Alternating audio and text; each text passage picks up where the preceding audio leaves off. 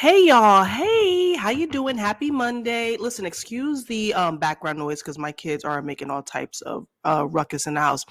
Anyhow, so Reverend Dr. Pastor Keon Henderson has clapped back. Apparently, he went on the, I guess, Tamron Hall, yes, Tamron Hall show to explain what he did when he was telling that lady to hush the hell up.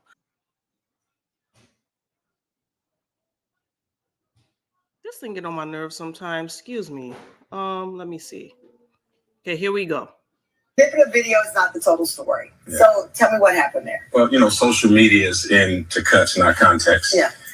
And every suggestion that I got from every naysayer, I've already done. This is a 4-year battle, right? Oh, this is ongoing. This is ongoing. So I've already talked to her personally. I'd already had ushers go up to her. I've already had prayer warriors. I've had everything. So she did it publicly after being asked not to. What is she cry? Is an emotional? Well, as a pastor, I know the difference between disturbance and worship. And what people have to understand is that every time you hear a noise in church, it isn't worship. And so there has to be order. For instance, it's okay to applaud in this room right now. But if somebody got up and just started clapping right now, I'm sure somebody would bring order to the room. Yeah. And so what I did is I brought order to the room so people could hear God and not hurt. And I'll do it again if I needed to. All right. Okay. So homegirl, I guess was known. She's known to do this, and we've seen the comments from several people saying this is like an every Sunday occurrence that she's known to do this. Now, if you listened, if you've heard my previous videos, he did mention not every sound is a sound of praise. So again, it's still not clear to me whether he thought it was some kind of spirit. He called it a distraction. It's a distraction. Like I said before, there are nuisance spirits. Spirits that are just harmless. They're just a nuisance. And I've known I remember growing up, many people were just a nuisance. And I hate to say that they were a bother, but their energy, their spirit, people, like I said, people come as they are in this world. There's just a myriad of personalities. I don't know if it's mental health. Mental health is also an energy. It's people, some people can deem it a spirit as well. She sounds like she's a distraction and a nuisance in the church. And maybe, public exhortation he thought would fix it. Maybe that's why he did it publicly. She's, to publicly rebuke her. And I wonder now going forward if she will keep doing that. So in that regard, I agree with him. If he said he's tried prayer warriors. Let me listen. Let me go back and listen to it again. Snippet of video is not the total story. Yeah. So tell me what happened there. Well, social media is into cuts, not context. Yeah.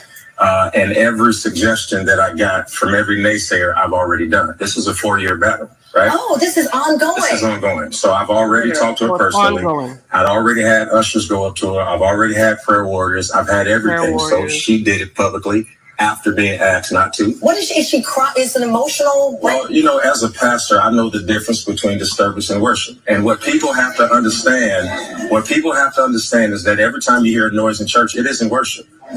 It isn't worship. Now, I don't know if because of the public, like because this is national, I don't know if he did not want to say not every sound is spiritual and holy.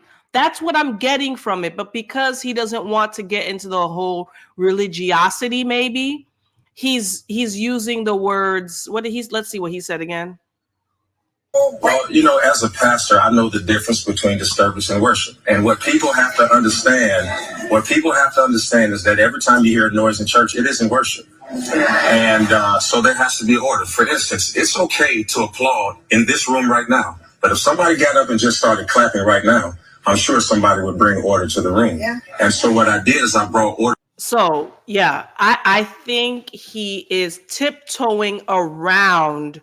I honestly think he's tiptoeing around the possibility that it may be some kind of, demon. I even think is a strong word, or it could be a spirit too that's coming for him.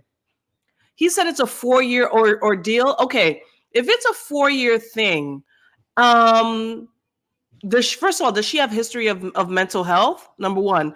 Number two, you are a pastor. You know the difference. Did you try casting down? I know they had prayer warriors, but there's levels to this. Sometimes prayer warriors are not enough.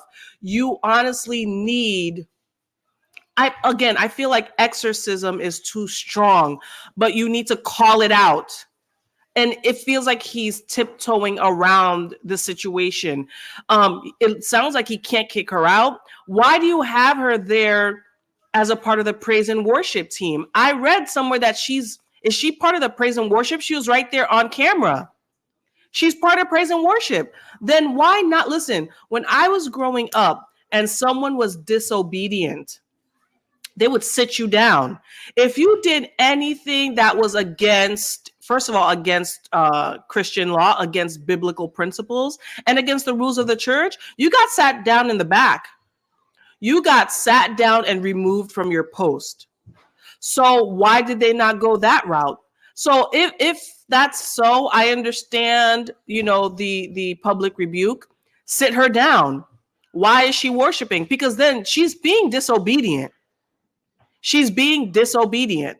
So it's just weird. I don't know what to believe, because he could just be saying that to cover his ass from all the, the public commentary that he's received. Again, when I was listening to her, it was it was disturbing. And it was annoying. Like, I literally was annoyed by her shrieking. And I'm not someone who's worldly and secular. I grew up in the church. I've grown up hearing shrieks and yells and wailing. I was annoyed. All right. Quick story time. Growing up, when I was in church, there was a lady in my church. When I tell you, almost every Sunday, and this went on for years. She would, we would die down from praise and worship, and she'd be like, "Ah!" I'm sorry, but this is literally how it sounded. "Ah!" Like, for a straight, I kid you not, y'all, 5 minutes. Wailing like that. It was painful. We weren't annoyed. I wasn't annoyed. I knew even back then, and I was like 8 or 9. My soul unknowingly grieved with her. She was going through it. I didn't understand then what was going on, because we were children. They did not divulge a lot to us as children. But that's how she would wail. They would let her go on, and then she'd start kind of speaking in tongues, if I remember. And it was just, it wasn't annoying to me. It was just, wow, like, her soul is crying. So I remember a few years, and she never spoke to anyone in the church. She was not social. She didn't speak to any of us like that. And then I remember a few years later, her husband died. I remember when her husband died, she opened up. And I was like, oh, wow. And still, I didn't understand. I think her husband died. I had to be like a teen by then. So now you can tell this went on for years, because I think I was like 9 or 10 when the wailing was going on. And I believe I was in high school when her husband passed. Well, recently, I'm an adult now, and things are told to me by my parents and what happened in church. There was a lot going on in my congregation. Come to find out, her husband apparently had been abusing her for years. And I remember him too. He was quiet. He was a stern man. Nobody really spoke to him. They were a very quiet family. The children were they didn't talk to anyone. They just came to church and went back to their house. Well, I heard it was hell up in that house. And I even found out that the pastor was trying to, I don't know. He was trying to help them work it out. And she said, you know what? I will not come to church anymore. She boycotted church, actually, for a time. She boycotted church. I heard the abuse was so bad. And the thing is, in our culture, we really adhere to the rule. We try to, especially the old generation, not so much now, that God hates divorce, and we just don't. Haitians just don't believe in that. That's why she stuck through it. So I know you guys are like, why did she stay? Well, we hate the church. That's why people don't like church, because the pastor was, trying to make her stay, because our pastor was. I remember he was like, well, you can't leave. So, well, I don't know what, everything's in God's will. All I know is it was from her lips to God's ears, and he passed. I think he had like an aggressive form of cancer. Don't you know he didn't tell anyone? He did not tell anyone about the cancer. I had no idea until he died. That's the type of he was just this type of man he was. He just didn't tell nobody shit, just ruled his house with an iron fist. And when he finally passed, she opened up, blossomed. It was crazy. So again, God hears our prayers from her lips to God's ears. We're wailing in church. Church is a refuge. And we can decipher, and we can oh my God, I'm at a loss for words, because it was just, I remember the experience, just hearing her. It's echoing in my mind now. But yeah, we can recognize, even as a child, what's a nuisance spirit, what is a disturbing spirit, an attention-seeking spirit, and what is really someone's cries for help, wailings for help. They're to God's ears. So I hope he has it right. I hope he's not trying to cover because he's gotten so much backlash.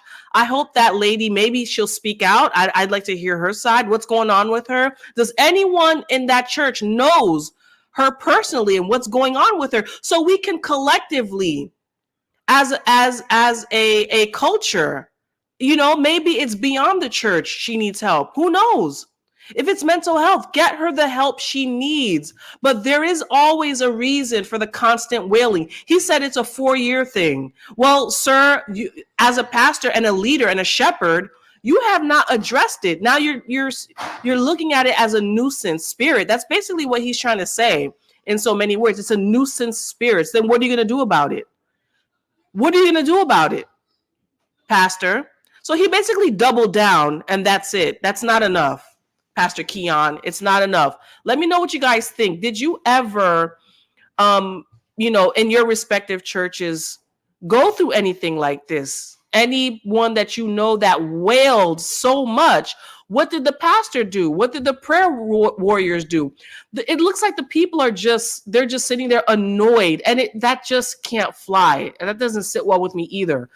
It doesn't. Let me know what y'all think. All right. Bye.